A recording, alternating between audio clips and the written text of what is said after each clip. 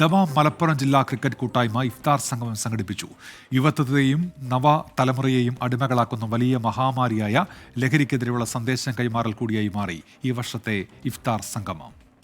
യുവത്വത്തെയും നവതലമുറയും അടിമകളാക്കി മനുഷ്യജീവിതത്തെ കാഴ്ചവെക്കുന്ന ഏറ്റവും വലിയ മഹാമാരിയാണ് ലഹരി.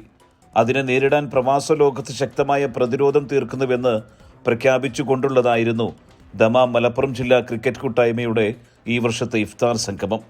ദമാം തറവാട് റെസ്റ്റോറന്റ് ഓഡിറ്റോറിയത്തിൽ നടന്ന സംഗമത്തിൽ പങ്കെടുത്തവർ ലഹരിക്കെതിരായുള്ള പ്രതിജ്ഞയെടുത്തു. പ്രസിഡന്റ് നജ്മുസമാൻ ഇക്കരപ്പടി അധ്യക്ഷത വഹിച്ച ചടങ്ങിൽ ലഹരിയുടെ ചങ്ങലയിൽ കുടുങ്ങുന്ന ഓരോ വ്യക്തിയും ഒരു കുടുംബത്തിന്റെ ദുരന്തമാണ്. അതിനാൽ ഓരോരുത്തരും ഈ പോരാട്ടത്തിന്റെ പടയാളികളുമായിരിക്കണമെന്ന ശക്തമായ സന്ദേശം പങ്കുവച്ചു.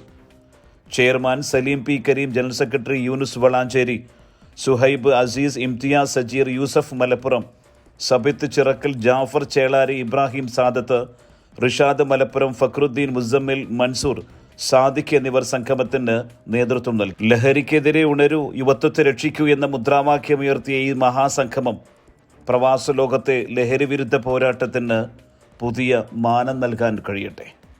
സുബൈറുദ്ദീൻ, 24 ദമാം.